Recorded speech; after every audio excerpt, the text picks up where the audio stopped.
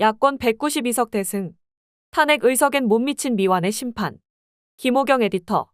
윤석열 정권 2년에 대한 중간평가 성격을 띤 제22대 국회의원 선거에서 더불어민주당을 비롯한 야권이 총 300석 가운데 192석을 획득했다. 그간 정치, 경제, 사회, 외교, 안보 등 전 분야에 걸쳐 거대한 퇴행을 초래한 검찰 독재 정권의 무능하고 무도한 행태에 대해 다수 국민이 정권 심판이라는 메시지를 분명하게 표출한 것으로 해석된다. 그러나 대통령 거부권 행사 무력화와 탄핵소추안 의결을 위한 매직 넘버로 꼽혀온 200석을 확보하는 데까지는 못 미쳐 촛불 시민들에게 상당한 아쉬움도 남기고 있다. 미완의 정권 심판 상태에서 윤석열 대통령이 향후 국정기조를 바꿀 가능성은 희박해 야권과 시민들의 민주주의 회복을 위한 싸움은 앞으로도 지난하게 이어질 것으로 보인다. 10일 실시된 22대 총선의 개표 작업은 11일 오전 7시 기준 개표율 99.78%를 기록했다. 개표 결과에 따르면 전국 254곳의 지역구에서 민주당은 161곳, 국민의힘은 90곳에서 승리했다. 군소정당 가운데 새로운 미래, 개혁신당, 진보당은 각각 한 곳에서 승리했다. 또한 46석이 걸린 비례대표 정당 투표 개표율은 약 95%가 진행됐는데 현재 추세로 개표가 끝나면 민주당 주도의 범진보 통합비례정당인 더불어민주연합이 14석, 국민의힘 위성정당인 국민의미래 18석, 조국혁신당 12석, 개혁신당 2석으로 확정될 것으로 예상된다. 이에 전체 300석 가운데 민주당과 더불어민주연합이 175석을 얻은 것으로 나타났다. 이는 지난 2020년 21대 총선 때 민주당이 지역구 163석에 더불어시민당 비례대표 17석을 합쳐 180석, 열린민주당 3석까지 더하면 183석을 차지했던 것보다는 감소한 결과다. 그러나 조국혁신당과 진보당 의석을 더하면 188석이 되기 때문에 연대 관계인 범진보 정당의 총 의석수는 더 늘었다고 볼 수 있다. 반윤석열 정권이라는 기치 아래 각종 특검법 통과 등 사안에 따라 협력 가능한 개혁신당과 새로운 미래 의석까지 합치면 야권 의석은 192석이 된다. 반면 국민의힘과 국민의미래는 108석을 확보했다. 21대 총선 때 국민의힘 전신인 미래통합당이 지역구 84석의 위성정당인 미래한국당 비례대표 19석을 포함해 총 103석을 얻었던 것과 비교하면 5석이 증가했다. 21대 총선 당시 무소속 당선자 5명이 모두 국민의힘에 흡수된 걸 감안하면 이번에 단일석도 늘지 않은 셈이다. 사실상 의석수 증가는 없지만 국민의힘은 그래도 개헌 저지선을 지켰기 때문에 최악의 상황은 면하게 됐다. 민주당은 지역구 의석을 21대 총선 때보다 2석 적게 얻었고 국민의힘은 6석을 더 얻었지만 이번에도 민주당이 대승을 거둔 결과임은 틀림없다. 윤석열 대통령과 정부의 유례없는 관권선거 행태와 대다수 언론의 극심한 편파보도 속에 일궈낸 성과라 더욱 그렇다. 그러나 수도권과 부울경의 주요 격전지에서 민주당이 국민의힘에게 패배한 것은 뼈아픈 대목이다. 그로 인해 윤석열 정권의 결정적 타격을 안겨줄 수 있는 200석 확보에 실패했다.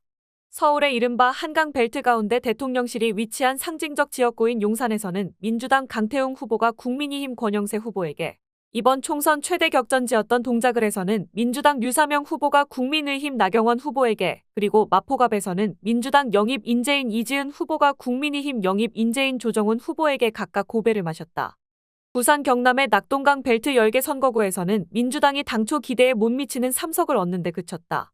전직 도지사 간의 빅매치가 벌어진 경남 양산을에서 김두관 후보가 김태호 후보에게, 문재인 전 대통령 사저가 있는 양산갑에서 이재영 후보가 문재인 죽여라는 막말로 파문을 일으킨 윤영석 후보에게, 국민의힘 장제원 의원의 불출마로 승리 가능성이 높았던 부산 사상에서 배재정 후보가 김대식 후보에게, 사하을에서 민주당 영입 인재로 큰 기대를 모았던 이재성 후보가 오선 중진 조경태 후보에게 패해 민주당의 깊은 아쉬움을 남겼다.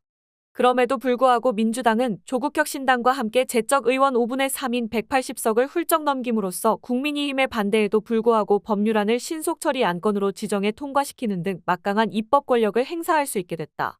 국민의힘이 법안 상정을 막기 위해 필리버스터를 시도해도 24시간 내에 강제 종료시킬 수 있다. 5월 30일 개원하는 22대 국회에서 과반 의석을 토대로 국회의장은 물론 주요 상임위원장직을 차지하며 법안 예산 처리를 주도할 수 있음은 물론이다. 특히 법사위원장을 도로 가져오는 게 관건이다. 국무총리, 헌법재판관, 대법관 임명 동의안 처리 등도 민주당이 열쇠를 쥐게 된다. 윤 대통령이 이미 거부권을 행사한 김건희 특검법과 대장동 50억 클럽 특검법, 이태원 참사 특별법, 노란봉투법, 방송3법, 간호법, 양곡관리법 등을 여당을 패싱하고 재추진할 수 있다. 이에 더해 민주당과 조국혁신당은 이종섭 특검법과 한동훈 특검법 등 여권 핵심을 겨냥한 특검법들을 이미 예고한 상태다. 그러나 야권 의석이 200석에는 미치지 못함으로써 윤 대통령의 상습적인 거부권 행사를 뚫어내지는 못하게 됐다. 제적 의원 3분의 2에 해당하는 200석에 도달했다면 윤 대통령이 거부권을 행사하더라도 야당이 재의결해버리면 그만인데 그게 불가능해진 탓에 국회 본회의 법안 통과, 대통령 재의요구권 행사, 국회 재의결 실패, 법안 폐기의 악순환이 22대 국회에서도 되풀이될 전망이다. 200석을 확보했다면 대통령 탄핵소추안을 의결해 헌법재판소의 결정이 나올 때까지 윤 대통령의 직무 자체를 정지시키고 실제 탄핵까지 연결할 수도 있는데 그 같은 시도 역시 어렵게 됐다. 그럼에도 윤 대통령은 강고한 여소야대 구도 속에서 국정 동력을 더욱 상실해 대드덕까지는 아니라도 조기 레임덕을 맞게 될 가능성은 충분하다. 특히 최측근이던 한동훈 비상대책위원장을 간판으로 내세워 이번 총선을 치렀는데도 참패로 결론난 만큼 여당 내부에서도 친윤 목소리가 힘을 잃고 심지어 반윤타륜의 원심력이 강해질 수 있다. 국민의힘 입장에선 대선, 지방선거에 이은 전국 단위 선거 3연승에 실패했을 뿐 아니라 총선에서 내리 3연패를 해 충격이 클 수밖에 없다. 민심 위반을 여실히 확인한 만큼 당정 관계에 재정립을 두고 내부 논란의 확산이 불가피할 것으로 보인다. 용산 책임론과 함께 국정기조의 대전환을 요구할 가능성도 없지 않다. 하지만 윤 대통령이 그간 지속한 언행으로 볼 때 이를 받아들일 리는 만무해 보인다.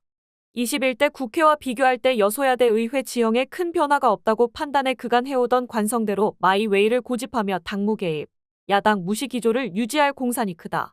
이 경우 윤 대통령의 국정 운영 방식을 두고 여당 내 비판 목소리가 불거지고 당과 대통령실 간 충돌이 빚어질 가능성도 배제할 수 없다.